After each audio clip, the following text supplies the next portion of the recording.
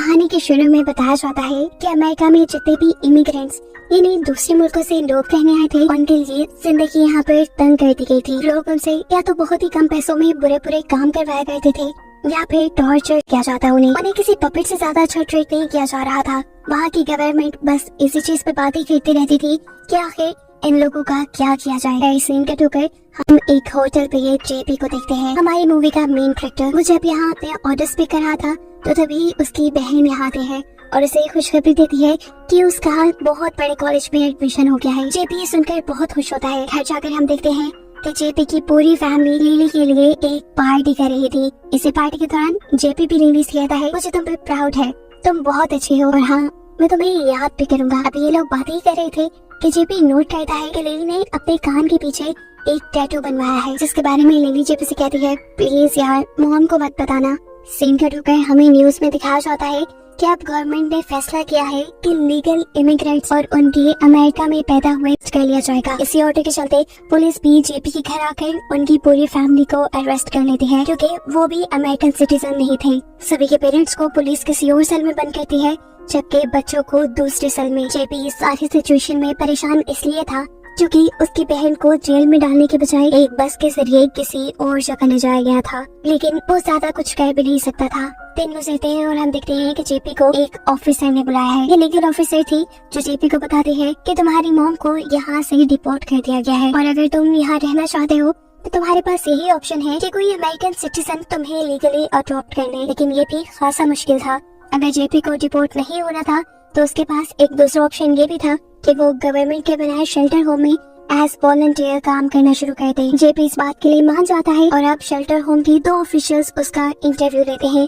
उसके साथ बहुत से और इमिग्रेंट्स भी यहाँ इंटरव्यू देने के लिए आए थे। इंटरव्यू देने के बाद इन सब की ऐसे पिक्चर बनाई जाती है जैसे क्रिमिनल्स की बनाई जाती हो। अब ओल्ड होम जाने से पहले एक ऑफिसर उन्हें रूल्स बताते हैं। सबसे पहला ये कि वहाँ जाने के बाद वो बाहर की दुनिया से कांटेक्ट में नहीं रह पाएंगे। दूसरा ये कि उन्हें गवर्नमेंट के लगाए कर्फ्यूज को फॉलो करना होगा और तीसरा ये कि अगर उन्होंने किसी भी तरह का मिसबिहेव किया तो उन्हें दोबारा जेल भेज दिया जाएगा। इसी के साथ इन सब के पाँव में एक मोनीटर डिवाइस पहना दी जाती है जो कि इनकी हर मूवमेंट में नजर रखने वाली थी। इसके बाद इन सब लोगों को ओल्ड शेल्टर होम लेके आया जाता है, जहाँ इनकी मुलाकात सबसे पहले यहाँ के फाउंडर से होती है। उसकी दी हुई स्पीच पे ये लोग बिल्कुल ध्यान नहीं देते, जिसके बाद फाउंडर इन्हें मिलवाते हैं अपने ऑपरेशन ऑफिसर से, जिसमें एक का नाम था सिंथिया और दूसरे का नाम था जेम्स। ये लोग जब एक फैसिलिटी से दूसरी फैसिलिटी की तरफ जा रहे होते हैं तब जेपी गार्डन में बैठी हुई एक ओल्ड लेडी को नोटिस करता है जो उसे काफी गौर से देख रही थी। उसके हाथ में एक लिली था। वो ज्यादा ध्यान नहीं देता और आगे बढ़ जाता है। जैसे ही इस पूरे शेल्टर होम का टूर उनका कंप्लीट हुआ तो उन्हें खाना दिया गया। जेपी इस टाइम अपने पूरे ग्रुप के साथ था। अपनी फ्रेंडली नेचर के चलते वो सबसे मजाक करने की कोशिश करता है और अपने खाने का भी मजाक बनाता है जो कि काफी बकवास था। इनके ग्रुप में एक लड़की बिल्कुल अमेरिकन लग रही थी। वो उससे पूछती है कि आखिर तुम यहाँ क्यों आई हो। जवाब में वो लड़की बताती है कि वो अमेरिकन नहीं बल्कि अर्जेंटीनियन है। इनकी इन्हीं सारी बातों से तंग आकर इनके ग्रुप में बैठी हुई कमेलिया नाम की लड़की उनसे कहती है, तुम लोग जितना इन चीजों को इजी ले रहे हो उतना इजी ये सब है नहीं। अगर तुम लोग सोचो तो हम लोग बहुत बुरी कंडीशन में हैं। जब कोई इसके बात पे ध्यान नहीं देता तो वो गुस्से में यहाँ से उठकर चली जाती है। उसके यहाँ से जाते ही हम देखते हैं कि जेम्स यहाँ आकर सबको उनके यूनिफॉर्म्स देता है। साथ ही साथ उसने सबको उनकी ड्यूटीज भी बताती थी। अब शेल्टर होम के अंदर जहाँ इन्हें बुरे लोगों की खिदमत करनी थी वहाँ जेपी को दोबारा वही लेडी मिलती है जिसे वो पहले गार्डन में भी देख आया था। वो इससे बात करने की कोशिश करता है लेकिन ये लेडी कुछ नहीं बोलती और फिर जब वो उसके लिए बुक पढ़ने लगता है तो एकदम से वो लेडी फूट फूट कर रोने लग जाती है और कहती है कि मैं तुम हम सब यहाँ मर जाएंगे, हम यहाँ फंस चुके हैं। इससे पहले कि वो यहाँ कुछ और भी बोल पाती तो जल्दी से सिंथिया यहाँ की ऑपरेशन ऑफिसर यहाँ आकर उसके गले में बेहोशी का इंजेक्शन लगाकर उसे यहाँ से ले जाती है। शाम भी जब ये लोग दोबारा खाना खाने के लिए बैठते हैं तो अब सबके पास बताने को बहुत कुछ था। एक लड़का इन्हें कहता है कि मुझे लगता है कि उन डार्क ग्लास के पीछे से हमारे ऊपर ऑफिशियल्स नजर रखते हैं और साथ ही उस लेडी का बिहेवियर मुझे लगता है कि यहाँ कुछ ना कुछ तो गड़बड़ है। ये लड़का काफी डरा हुआ था। वो जल्द ही यहाँ से जाना चाहता था। दोस्तों को मना करने के बहुत बावजूद भी वो जैसे ही वहाँ जाकर डोर खोलने की कोशिश करता है तो यहाँ सिक्योरिटी अलार्म बज जाता है। सिक्योरिटी ऑफिसर उसके ऊपर 30 सेकंड से हमला करते हुए उसे यहाँ से ले जाते हैं। सीन कट होता है और हम देखते हैं कि ये सब लोग यहाँ से जा चुके थे। आधी रात में जब जेपी वॉशरूम में जाने के लिए उठता है तो फैसिलिटी के बाहर एक उल्लू को नोटिस करता है जिसे वो इग्नोर करके वॉशरूम में चला गया। वॉशरूम से बाहर आते ही वही ओल्ड लेडी जिससे वो बात करने की कोशिश कर रहा था उसके ऊपर हमला कर देती है। वो बार बार यही कह रही थी कि वर्जाइल तुम्हें यहाँ से छुड़वा लेगा। इससे पहले कि ओल्ड लेडी जेपी को कोई नुकसान पहुंचा देती, वक्त रहते ही सिंथिया यहाँ आकर उस ओल्ड लेडी को बेहोश कर देती है, जबकि जेम्स यानी इनका लीडर जेपी के कमजोर होने पर उसे डांटता है। अगले दिन इन सब लोगों को एक ऐसे वार्ड में लेकर जाया जाता है जहाँ सभी सीरियस पेशेंट्स थे। इस जगह का फाउंडर जेपी से इस टाइम माफी मांगता है और कहता है कि रात जो कुछ भी हुआ उसके लिए मैं माफी चाहता हूँ। रात मेरी ही गलती की वजह से इस वार्ड का डोर खुला रह गया और ये लेडी यहाँ से भागने में कामयाब हो गई। ये सारी बातें सुनने के बाद बाकी सब लोग यहाँ से चले जाते हैं, लेकिन जेपी रिक्वेस्ट करता है यहाँ रुककर काम करने का। उसकी बात सुनते ही जेम्स का तो मुंह बन चुका था, लेकिन यहाँ पर फाउंडर उसे जेपी से तमीज से पेश आने को कहता है। जेपी अब जैसे ही एक पेशेंट को उसके बिस्तर पे लिटाने के लिए गया तो एकदम से साथ वाले बेड पे लेटे हुए एक ओल्ड मैन ने उसे जोर से काट लिया, इतने जोर से कि वो बेहोश हो गया। उसकी आँख खुली तो वो ये देखकर खुश हो गया था कि जिस वार्ड में अब उसे शिफ्ट किया गया था वहाँ पर उसकी बहन ही काम करती थी।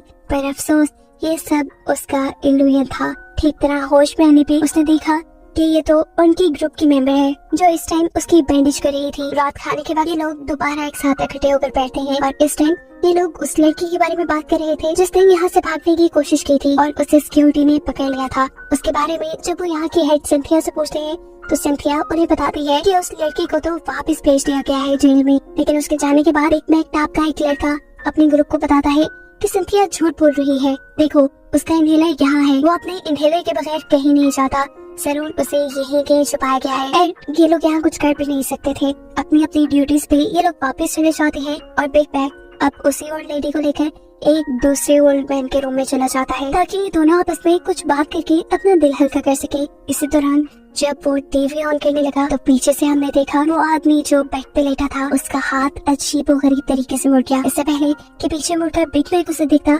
उसका हाथ वापस अपनी जगह पे पहुंच जाता है। बिग मैक उसके करीब जाकर उसकी सांसें चेक करता है तो उसे पता चला कि इस आदमी ने सांसें लेना बंद कर दी है, शायद वो मर गया होगा। इससे पहले कि वो उसकी पल्स चेक करता एकदम से वो आदमी बेड से उठ खड़ा हुआ, उसकी हड्डियां उसकी पूरी बॉडी अजीबोगरीब तरीके से मुड़ने लगी, यहाँ तक कि वो उल्टा हो गया और किसी मॉन्स्टर की तरह चलने लगा। इस टाइम वो किसी भूत से कम नहीं लग रहा था।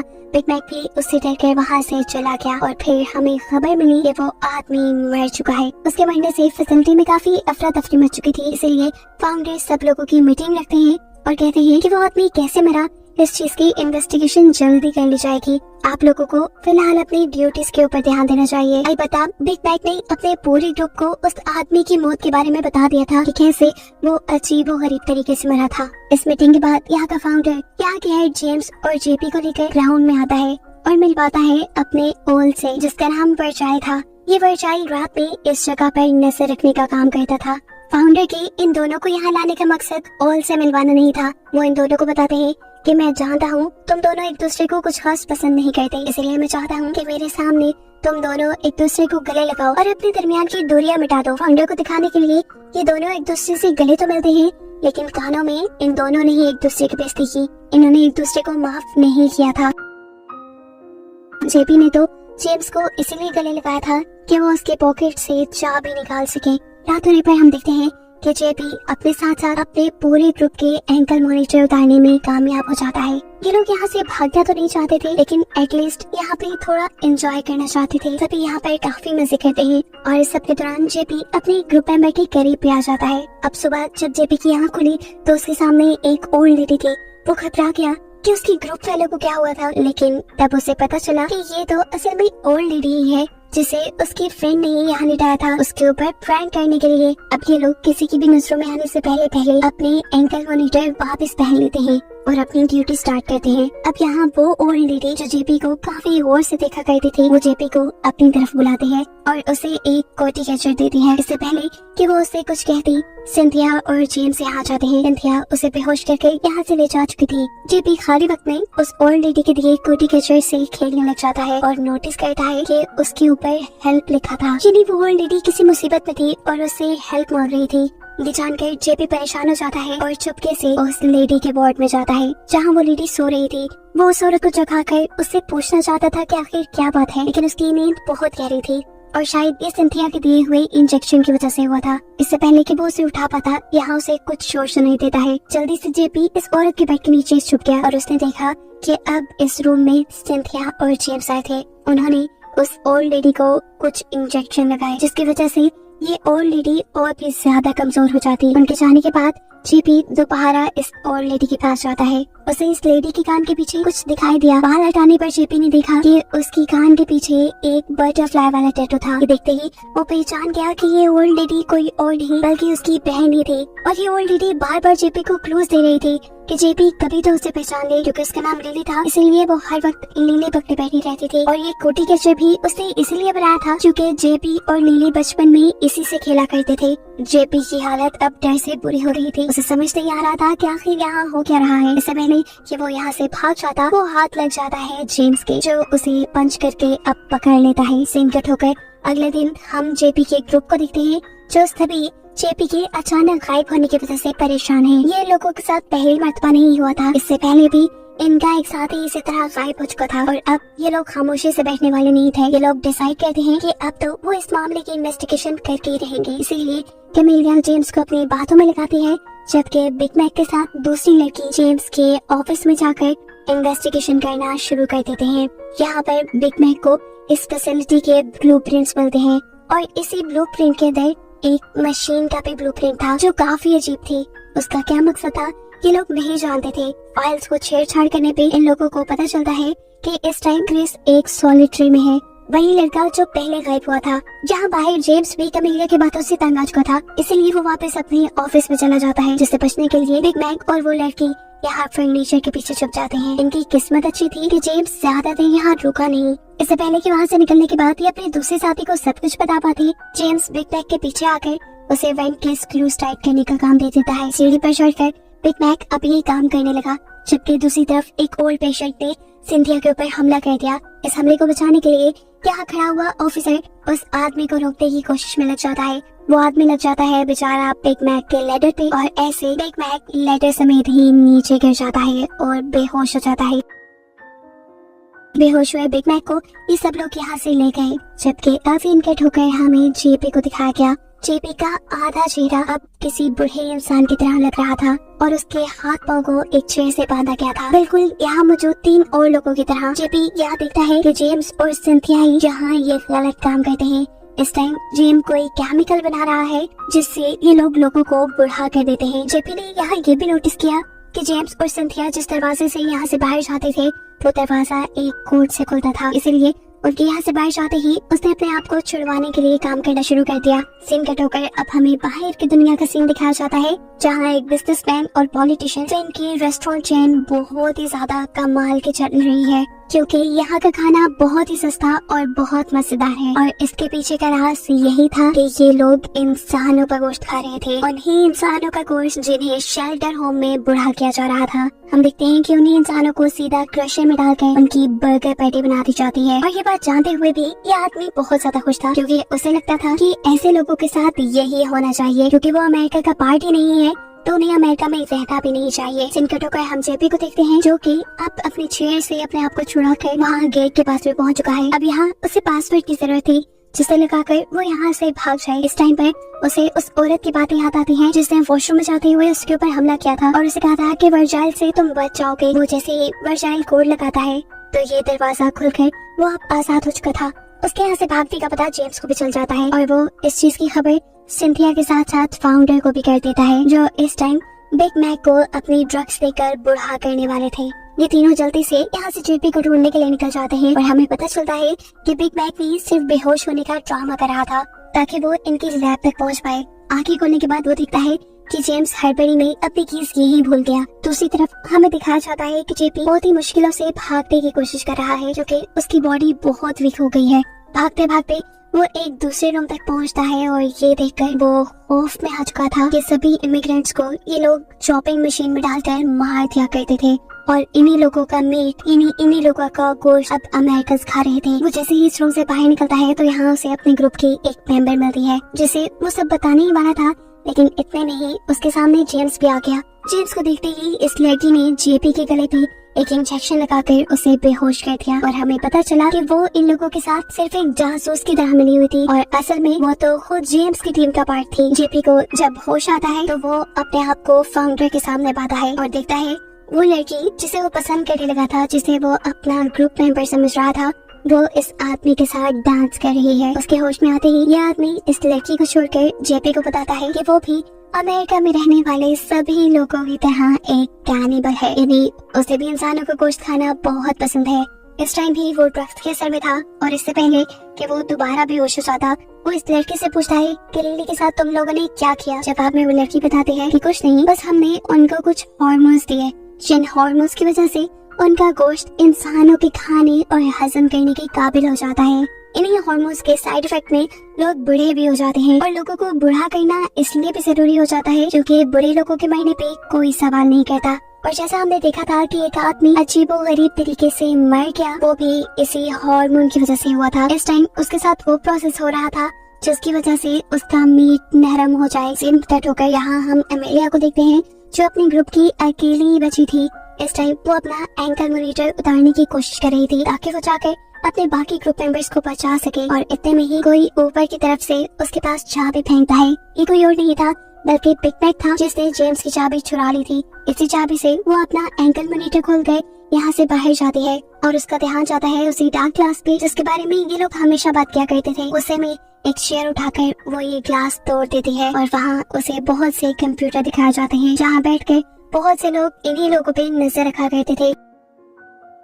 इससे पहले कि वो कहीं और चली जाती, जेम्स यहाँ आकर उसके भी गले में इंजेक्शन लगाकर उसे बेहोश कर देता है। जब उसे होश आया तो वो एक वार्ड में जेपी के साथ थी और दोनों ही अब आधे आधे बूढ़े हो चुके थे। इनके सामने एक टीवी चल रहा था जहाँ फिल्म ने उस पॉलिटिशियन की एक बहुत नफरत भरी स्पीच थी इन इमिग्रेंट लोगों के लिए। ये स्पीच सुनकर इनका गुस्सा और भड़क जाता है और ये लोग वादा करते हैं कि जरूर यहाँ से निकलकर ये लोग इस आदमी के बुरे इरादों को एक्सपोज करेंगे, यानी सबके सामने लेकर आएंगे। यहाँ से निकलने से पहले जेपी अपनी बहन लिली से मिलकर जाता है और उससे वादा करता है कि वो उसे भी यहाँ से जरूर निकाल लेगा। इससे पहले कि ये लोग वार्ड से निकल पाते, जेम्स और सिंथिया के साथ वो दूसरी लड़की इंजेक्शंस की ट्रे लिए यहाँ आ जाती है ताकि वो इन लोगों को और वीक कर सके। इन्हें देखते ही कि मेलिया अपनी टांग से इनकी ट्रॉली गिरा देते हैं। यहाँ मौजूद सब लोग जिन्हें इन लोगों ने बुरा कर दिया था वो सब गुस्से में थे। सभी उठ खड़े होते हैं और इन तीनों के इर्द गिर्द घूमने लग जाते हैं। ये सब बदला लेने के लिए पागल हो रहे थे और अब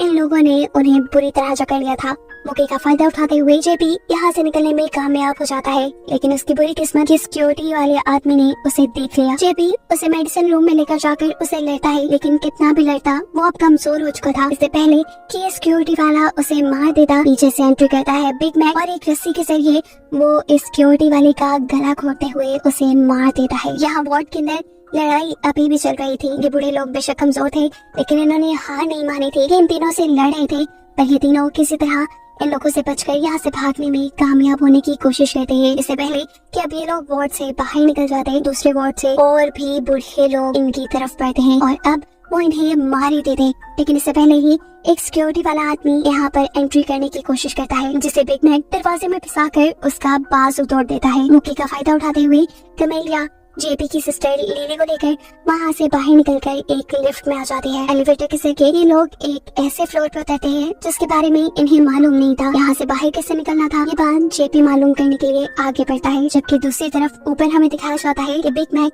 अब इन सारे बूढ़े लोगों का लीडर बन चुका था और वो इन सबको आजादी दिलाने के लिए आगे था। ये पूरा का पूरा ग्रुप अब सड़क पे निकल चुका था। ये लोग कार में बैठी एक औरत से जब हेल्प मांगने की कोशिश करते हैं तो औरत इतने सारे लोगों को देखकर डर के वहाँ से भाग जाते हैं। सीन कट होकर हमें दिखाया जाता है जेपी को जो कि यहाँ से निकलने की कोशिश कर रहा था और उसे यहीं पर नजर आ जाता है अपना एक दूसरा फेलो। वो इसे छुड़वाने की जैसे ही कोशिश करता है तो कोई उसके ऊपर पीछे से हमला कर देता है। ये कोई और नहीं था बल्कि फाउंडर था जो जेपी को मारना चाहता था, लेकिन जेपी अपने पास पड़ी हुई बोतल से उसके सर के ऊपर हमला करते हुए अपने आप को छुड़ा लेता है। लेकिन जेपी क्योंकि बुरा हो गया था इसलिए वो दूसरा इंसान दोबारा उसे काबू कर लेता है और उसे एक क्रशर मशीन के ऊपर लिटा देता है। इससे पहले कि अब जेपी मर जाता, कमेलिया फाउंडर की टांगों के ऊपर हमला करते हुए जेपी की जान बचा लेती है। यहाँ जेल के अंदर जेपी का दूसरा साथी अजीबोगरीब तरीके से मुड़ने लगा था, जिसकी हालत जेपी की बहन लिली देखकर परेशान हो चुकी थी। इसी परेशानी में गलती से उसका हाथ एक ऐसे बटन पे दब जाता है जिसकी वजह से उस लड़के का जेल खुल जाता है। वो लड़का आजाद हो जाता है और मरने से पहले वो फाउंडर के ऊपर हमला कर देता है। जो फाउंडर इस वक्त जेपी को काबू में किए हुआ था। मरने से पहले वो फाउंडर को मारकर उसे एक क्रशर मशीन के ऊपर लिटाने में कामयाब हो गया। और फिर इन तीनों ने अपनी आंखों से देखा जिस मशीन ने उस आदमी को बर्गर पैटीज में चेंज कर दिया था। बदकिस्मती से जेपी का दूसरा साथी मर जाता है और ये तीनों अब उस फैसिलिटी से बाहर निकल आते हैं। दूर बैठे ये लोग इसी फैसिलिटी को देख रहे थे। सीन कट होकर हमें बिग मैक को दिखाया जाता है जो अपने सभी साथियों को आजाद करके बाहर रोड पे निकला हुआ था। उन्हें ये तीनों भी नजर आ जाते हैं। जैसे ही वो इनके करीब जाता है तो इन तीनों की आंखें बंद थी। उसने इन्हें बहुत जगाने की कोशिश की लेकिन गिन नहीं उठे। उसे लगा कि ये तीनों मर गए, लेकिन ये तीनों तो सिर्फ उसके साथ प्रैंक कर रहे थे। ये तीनों अभी भी जिंदा थे। इन्हीं की कोशिशों ने सभी पॉलिटिशियंस के गंदे चेहरे लोगों के सामने ले आए थे। वो पॉलिटिशियन जिसकी बर्गर चेन इन इंसानों को मारकर चलती थी, उसकी बर्गर चेन बंद कर दी जाती है। सिर्फ यही नहीं, उसे अरेस्ट भी कर लिया जाता है। उसके साथ जितने भी गवर्नमेंट ऑफिशियल्स मिले हुए थे उन सबको अरेस्ट कर लिया गया था। यहाँ नई हुकूमत आ जाती है जिन्होंने इमिग्रेंट्स के लिए बहुत अच्छे रूल्स बनाए थे। पुराने जितने भी इमिग्रेंट्स को कैद किया गया था उन सबको भी आजाद कर लिया गया था, जिसे दिखाते हुए ये कहानी यहाँ खत्म हो जाती है।